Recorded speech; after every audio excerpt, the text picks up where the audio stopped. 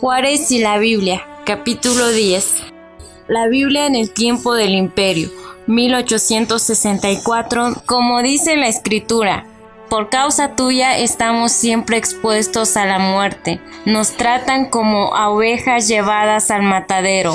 Pero en todo esto salimos más que vencedores por medio de aquel que nos amó. Romanos 8:36 al 37. Dios habla hoy. ¿Sabe usted cuánto era el sueldo asignado al archiduque Maximiliano de Habsburgo por gobernar México? Era de 1,5 millones de pesos anuales. Además, a su esposa Carlota le tenían que dar 200,000 pesos. Esta cantidad se la puso él mismo al llegar a la capital de México, en un decreto que expidió él mismo. Pero antes de seguir conociendo lo que el emperador austriaco siguió haciendo, recordemos cómo fue su llegada a la República Mexicana. Maximiliano de Habsburgo y su esposa Carlota salieron de su palacio de Miramar en la fragata llamada Novara y fueron directamente a Roma para buscar al Papa Pío IX. Ahí, además de recibir la comunión, obtuvo también la bendición del sumo sacerdote de la Iglesia Católica. Esta bendición se transformaría más tarde en una tremenda maldición. Maximiliano ignoraba lo que las Sagradas Escrituras decían. Ahora pues, oh sacerdotes, para vosotros es este mandamiento: si no decidís de corazón dar gloria a mi nombre, ha dicho el Señor de los ejércitos, enviaré maldición sobre vosotros y maldeciré vuestras bendiciones, y aún las he maldecido, porque no os habéis decidido de corazón. Muchos personajes claves en la historia universal que fueron bendecidos por el pontífice romano cayeron en desgracia. Y eso le pasó al pobre de Maximiliano. Pero no nos adelantemos. Cuando la pareja llegó el 28 de mayo de 1864 al puerto de Veracruz, el pueblo ahí reunido le dio una fría bienvenida. Esto causó que Carlota llorara amargamente, pues pensaba que la recibirían como una gran reina. Solo cuando llegaron a la capital de México y por el camino se escucharon ovaciones, después del espectacular recibimiento del clero y los conservadores, al sonar de las campanas de la catedral y las grandes fiestas, que el emperador Maximiliano comenzó su trabajo. Y aunque muchos pensaban que empezaría a organizar la nación, lo primero, después de ponerse su sueldo, se empecinó en crear una corte al más puro y versallesco estilo europeo. Este emperador austriaco, aún antes de llegar a Veracruz, elaboró un complicado ensayo ceremonial para la corte mexicana. Quería vivir en una tierra que se desgarraba en la miseria como grandes reyes. Las peregrinaciones de Juárez. ¿Y Juárez?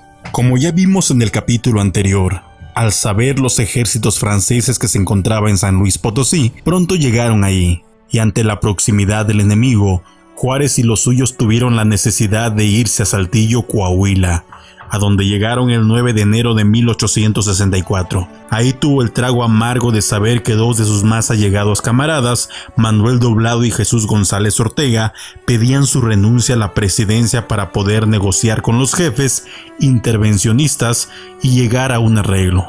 Ante esta situación, Juárez le dio una respuesta mensurada, haciéndoles ver que debido al voto nacional, él estaba en ese puesto y por lo tanto no descansaría hasta ver su patria libre y unida. Luego de este inconveniente, el ejército francés le seguía las pisadas y hubo de salir a Monterrey, solo que antes de ese movimiento tomó la dolorosa decisión de separarse de su familia y enviarlos a los Estados Unidos, en busca de refugio en tanto que el clima de guerra desapareciera. Doña Margarita Maza de Juárez y sus hijos e hijas fueron a Nueva York en compañía de su yerno, un cubano llamado Pedro Santacilia. Por desgracia, ahí morirían dos de sus hijos más pequeños. Así llegó don Benito Juárez a Monterrey, donde estuvo a punto de ser asesinado por el hijo del gobernador de aquel lugar. Finalmente tomaron la ciudad de Monterrey, donde estuvo algunos meses, pero al llegar el ejército francés tuvo que huir a Coahuila, luego a Durango y posteriormente cruzar el enorme desierto hasta llegar a Chihuahua. El trabajo silencioso de la Biblia. Y mientras tanto la Biblia seguía haciendo su labor en medio de tanto conflicto. Existen varios testimonios. de cómo en esos años de peregrinajes persecutorios del benemérito de la patria, la Biblia hacía un gran trabajo. Por ejemplo, en la capital de México, residencia oficial del emperador, este se encontraba en grandes líos debido a diferentes razones. Una de ellas era porque Maximiliano tenía ideas liberales, por consiguiente, también era masón, y según los clérigos resultó peor que don Benito Juárez. El emperador austriaco tenía una Biblia, en edición cardenalicia, impresa en París, elaborada en 2 tomos lujosamente encuadernadas en piel roja y con cantos dorados. Esta versión era la de Félix Torres Amat, y como la Biblia influye en la vida personal en el grado que se lee, lo positivo de Maximiliano estaba en su postura de no dejarse esclavizar por los sacerdotes católicos, y esto era producto de leer la Biblia. Esto último le hizo chocar contra el clero mexicano. El arzobispo Labastida, quien fue expulsado del país unos años atrás por Juárez, regresó a México al saber la entronación de Maximiliano. Escribió al Vaticano pidiendo ayuda al pontífice para que ordenara a Maximiliano reconsiderar su postura. Por tanto, el 7 de diciembre de 1864 llegó a México el nuncio apostólico Monseñor Pedro Francisco Meclía, un alto dignatario de Roma, el cual jamás se le vio sonreír, llegando con la fama de ser muy estricto. Este le entregó una carta a Maximiliano en el cual el Papa Pío IX le exigía la anulación de las leyes de reforma, el establecimiento de la religión católica, con exclusión de cualquier otra, como base y apoyo del Imperio mexicano, el restablecimiento de las órdenes religiosas, el sometimiento de la enseñanza, tanto pública como privada, a la superior vigilancia del clero, y la eliminación de todas las trabas que mantenían a la Iglesia independiente del Estado. La prepotencia de este Papa se puede confirmar por el hecho, no solo de despreciar la Constitución mexicana, sino la promulgación del dogma que lanzó, el cual fue la infalibilidad del Papa. ¿Cuál fue la respuesta del emperador? Como ya vimos, una de las pocas cosas positivas que hizo Maximiliano fue el de contestar con cierto valor al Papa acerca de este conflicto. Le decía que una posible solución era hacer algunos concordatos como los que había hecho Napoleón I con el Vaticano. El nuncio se molestó y después de un año de disputa con el emperador y su esposa, el eclesiástico regresó enojado a Roma sin siquiera despedirse de Maximiliano. 2 grandes siervos de Dios. Y volviendo al trabajo silencioso de la Biblia, precisamente cuando en Monterrey estaba gobernado por el imperio de Maximiliano, James Hickey, un misionero irlandés, quien en su mocedad fue seminarista católico, llegó a México a mediados del siglo XIX. Luego de conocer a Cristo, su trabajo consistía en visitar las cárceles, las tabernas, los centros de peor reputación con el propósito de predicar el Evangelio de Cristo. Era un hombre de gran fe. He aquí una anécdota de su ministerio en México. En una ocasión, transitando en despoblado, le sorprendió la noche sin llegar al punto que deseaba, y se introdujo en una cueva, que para sorpresa suya estaba llena de bandidos. Les habló de Cristo, oró con ellos, les regaló Biblias, y ya cansado, rendido de sueño, se acostó poniendo como almohada la silla de su cabalgadura. Uno de los bandoleros, posiblemente el más desalmado de la cuadrilla, quiso matarlo para robar lo que traía, alegando que se trataba de un gringo, pero el jefe de la cuadrilla, tomando inmediatamente su fusil, cortó cartucho y amenazó con matar al que tocare un solo cabello de aquel buen hombre, que continuaba durmiendo el sueño de los justos. El jefe de la banda pasó toda la noche en vela, cuidando a don Santiago, y algunos años más tarde, el mismo truán que quiso matarlo, una vez convertido al Evangelio, le confesó con lágrimas en los ojos, por supuesto, que don Santiago Hickey le perdonó con mucho gusto. Don Santiago, que vivía en Monterrey, estimó prudentemente pedir permiso a las autoridades del departamento de Nuevo León para poner en circulación la venta de Biblias. Las autoridades neolenses turnaron la solicitud al gobierno del centro del imperio diciendo así: Imperio Mexicano, Prefectura Superior Política del Departamento de Nuevo León, Monterrey 28 de 1864.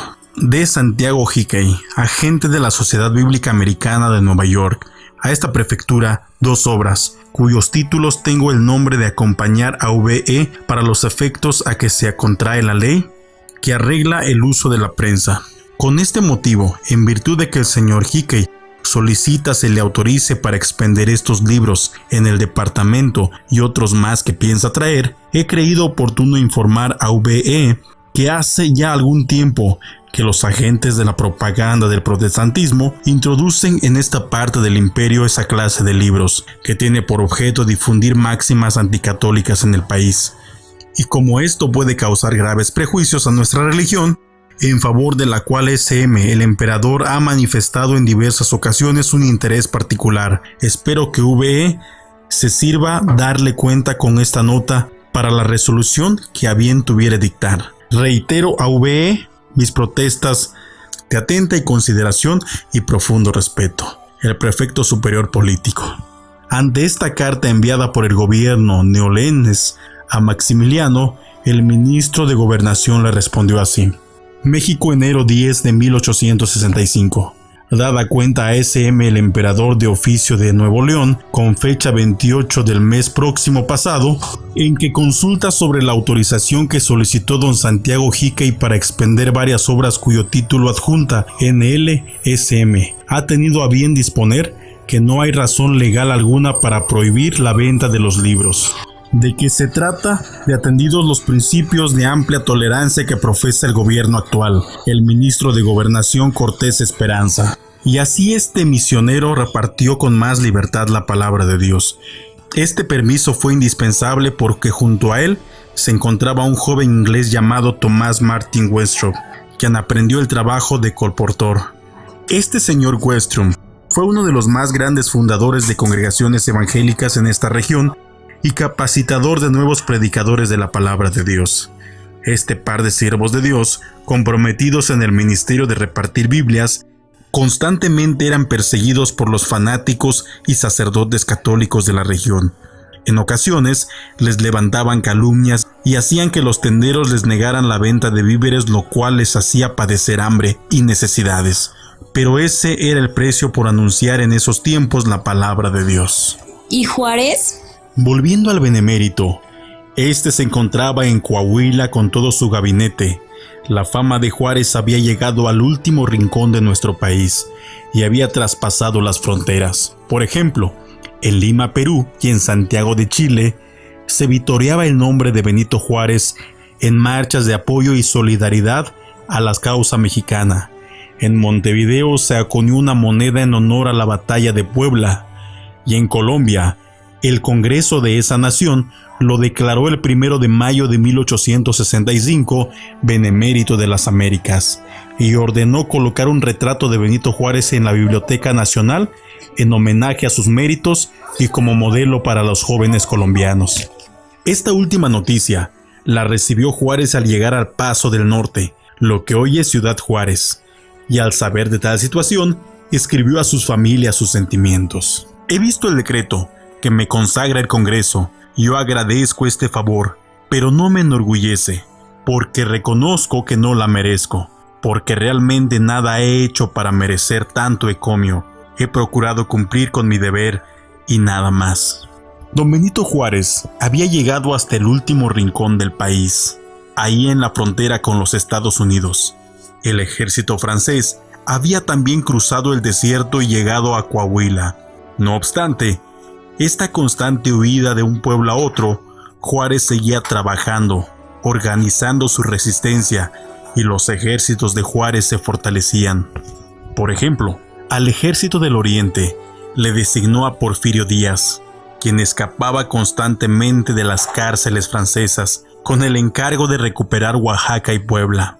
Después nombró jefe de ejército del occidente al general Ramón Corona, a quien le encomendó recuperar Sinaloa, Jalisco y Colima. Y para el ejército del centro, señaló al general Nicolás Regules para combatir a Michoacán y al Estado de México. Finalmente, al ejército del norte, le puso al frente como general a Mariano Escobedo para luchar en Nuevo León, Coahuila, Tamaulipas y San Luis Potosí. Es necesario también señalar que dichos ejércitos juaristas agrupaban 2 o 3 mil hombres, la mayoría de los cuales no eran aptos para la guerra, por no contar con armas.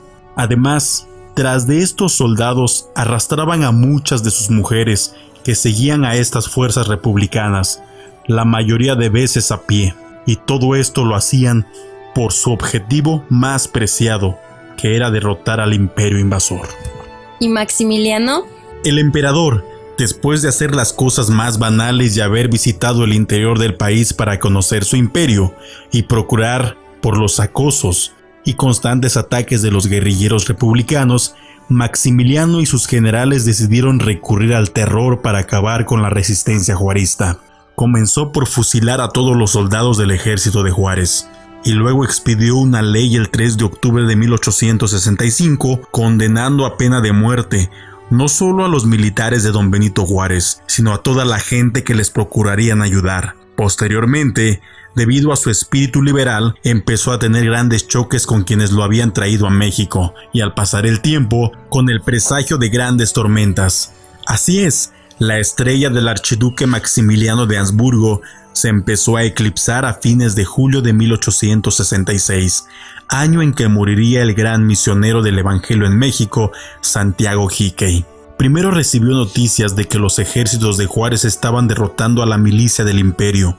Luego los ejércitos franceses empezaron a regresar a Francia debido a que Napoleón III los necesitaba para la guerra contra Prusia. El canciller de esta última nación, Otto von Bismarck, ansiaba una guerra contra Francia para consolidar el imperio alemán. Además, Napoleón III también estaba molesto con Maximiliano porque no le pagaban a sus tropas y ordenó regresaran a Europa, dejando sin mucha fuerza al emperador austriaco. Asimismo, el pueblo francés protestaba porque muchos de sus jóvenes y compatriotas estaban muriendo en una guerra sin sentido para la sociedad gala. Y por último, Estados Unidos había terminado su guerra civil con el triunfo de Lincoln, y por consiguiente estaban dispuestos a ayudar a Juárez.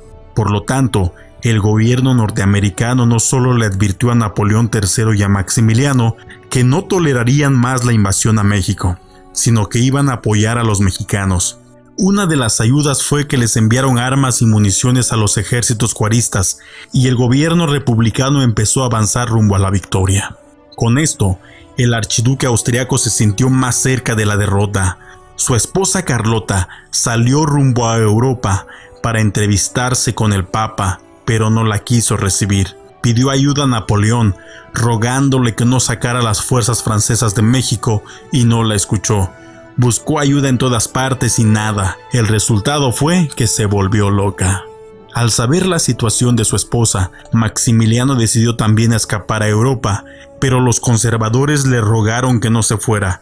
Ellos lucharían con él hasta el final. Prometieron mucho dinero para hacerles frente al ejército juarista, pero al final no le dieron. El destino fatal estaba alcanzando a Maximiliano.